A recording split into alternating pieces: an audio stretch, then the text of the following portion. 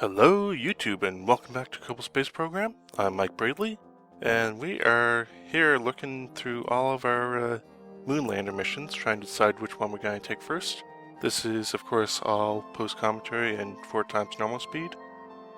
So here we go with our first lander that we're going to send back to Kerbin. We have Firstad, I believe. And yeah, it's just as simple as getting everything set up and making sure we know where the 90-degree mark is and burning.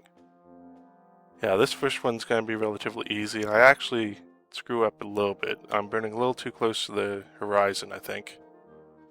But that doesn't matter, because we have more than enough fuel with this guy to get us back to into the atmosphere. So yeah, we've still got plenty of fuel left as well to soft land if need be. So we're gonna set an alarm just so that we know when he gets out of Moon or SOI and into Kerbin SOI. And we're off to the second guy. Now, I believe he has a little less fuel. Yeah, he doesn't have quite as much fuel as the others because he had to make that plane change maneuver or when he was landing. But we're just going to launch him basically straight out, a little bit to the north to help, and oh, we're out of fuel. Okay, well, let's get out and push. See if that's going to do it for us. I've done this before. I did it with, I believe at least once in Tyler West, although I could be remembering that incorrectly. But yeah, this isn't really working. Even if I switch to one of the other camera views, right there, so that I'm thrusting straight on, yeah, it's just not gonna work for us. But I give it a few shots, and just trying to see if we can even get him out of Moon SOI. Hop back in to double check, and we've barely made a dent. So, what I'm gonna do? Well, I'm gonna transmit. I'm gonna transmit everything. And we're gonna eat through our electric charge, so I need to do some time warp to get that back. Right about now. Or very shortly at least. And yeah, so that's all that done, and yeah, why bother taking that guy back once we transmit it? We're just gonna let him crash, and we're gonna use our EVA pack to get us out of the Moon's sphere of influence into Kerbin's. So there we go, and wow, that's pretty close. That's pretty exact. We don't want him in the atmosphere, because we do want him to be able to land. So we'll send out a rescue mission for him later. And now, everything else goes pretty well, exactly as planned. We got our third guy. He's got more than enough fuel. He's got more than half, which is basically enough fuel. And up and away. We're actually launching into the west this time because we're on the backside.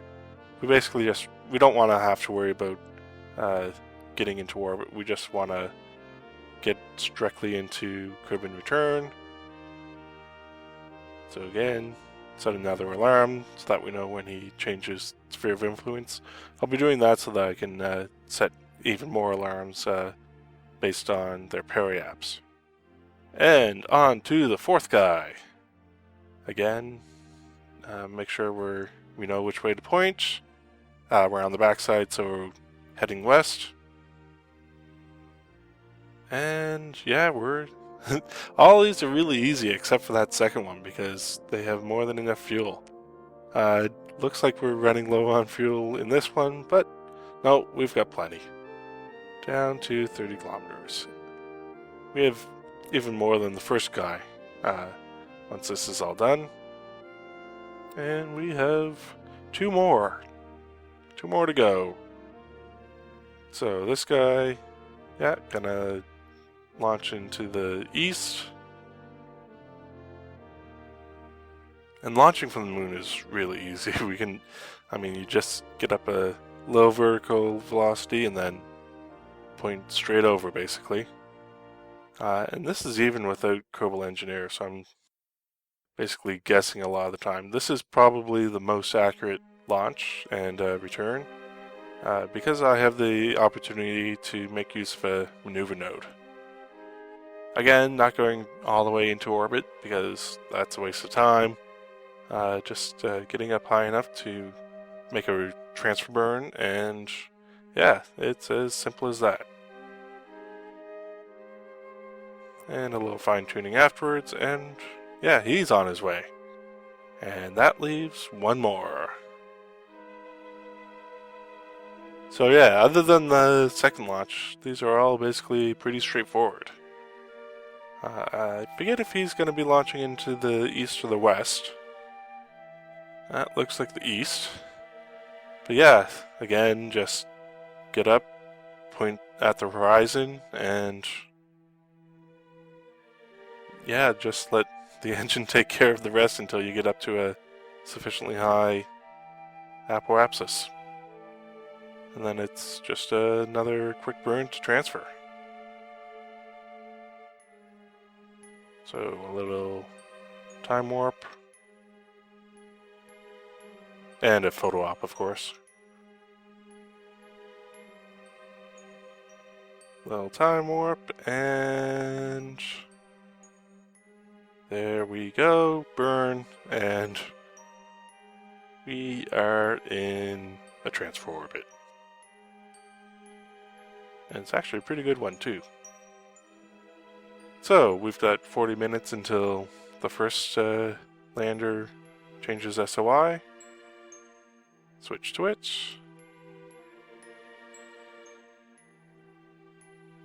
Yeah, all we have to do is... Well, I'm putting the alarm 15 minutes before periops. I'm not exactly sure where the interface is to Kerbin's atmosphere. Basically how far out that is. So 15 minutes is more than enough for basically all of these. Yeah, I'll see you when the first one reaches Kerbin periops, or, well, the alarm goes. Okay, so we're back, and this is the first guy that's 15 minutes out, about 10,000, or 1,000 kilometers, sorry. Yeah, 1,000 kilometers above Kerbin is where the alarm hits us. We get some nice re-entry effects. And there, we're basically assured of coming down now. Yep.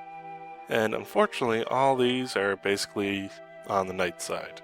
I didn't really time that well. I should have maybe let the moon do a full orbit and or half orbit, so that we'd be landing closer to the day side, or right in morning. But we are landing in water. I'm sure you can see that now after some of the adjustment, or after the adjustments on YouTube. I can definitely see it in my preview window.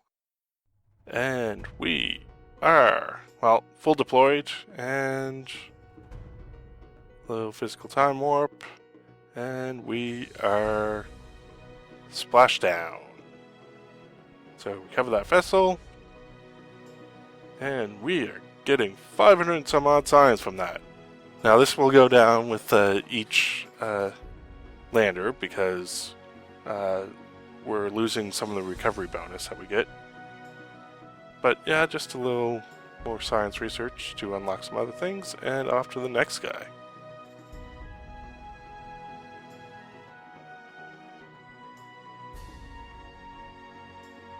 Again, about 10,000 kilometers.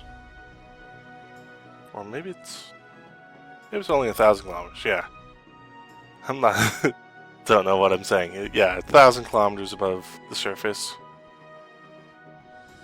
And Yeah, nice view looking through the window. Nice sunset, which is unfortunate because it means landing in the dark. But we are through the thick part of the atmosphere. Parachutes out. And yeah, we don't have to use any of that fuel to help us land, which is nice. We have more than enough drag from the parachute to land us safely.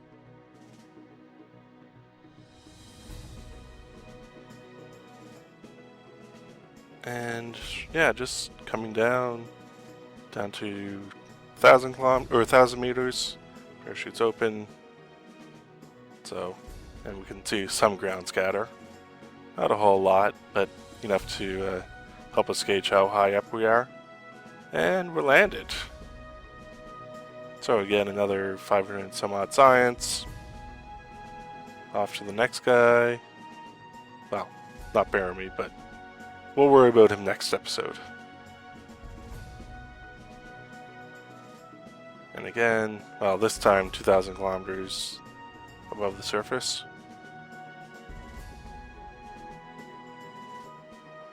Oh, and yeah, we've got conflicting alarms. So I figure we'll only need 5 minutes instead of 15.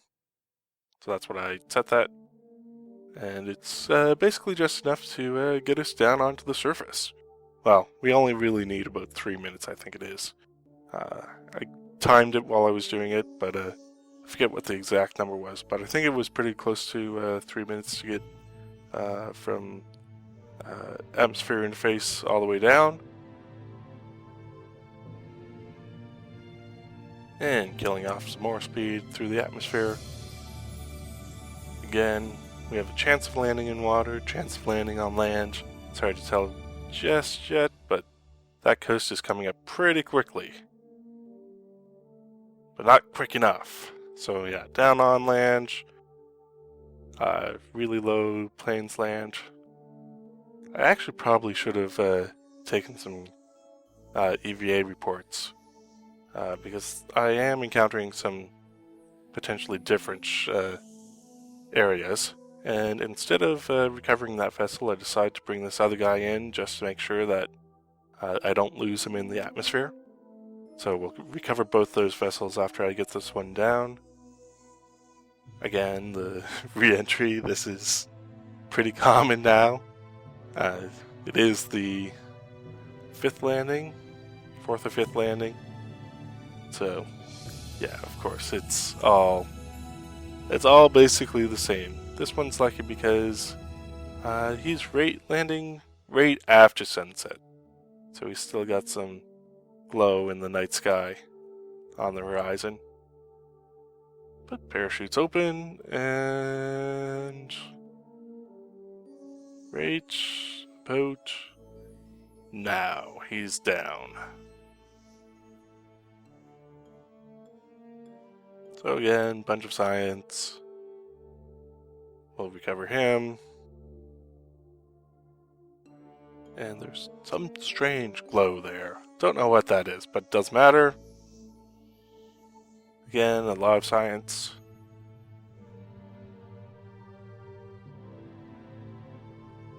Yeah, I'm getting none because of recovering vessels that have been on the moon. And, okay, so yeah, that was the fourth. We have one last. He had a bad transfer burn, which meant he had to take a whole lot longer to get back.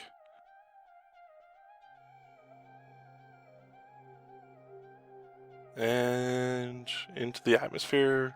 Well, thick part of the atmosphere. That is beautiful. I just wish the view from inside looked a little nicer. I might be able to change my settings a bit to do that, but not too concerned. Because the parachute's out, and we are just about down. We have full deployment right about now. And we are fully down. On a bit of a slope there, but not enough to tip us over. Anyways, yeah, so I only got 364 signs from this. And it's because I don't think I did the mystery goo. But that's okay, we've got enough science to unlock some more things. Not quite the antimatter containment, but that'll be forthcoming soon, hopefully. I need to figure out a mission to get another 3,300 some odd science. 3,400 science, basically. But anyways, that's going to do it for us today. Thanks so much for watching. I'm Mike Braedley. This has been Kerbal Space Program. I'll see you next time.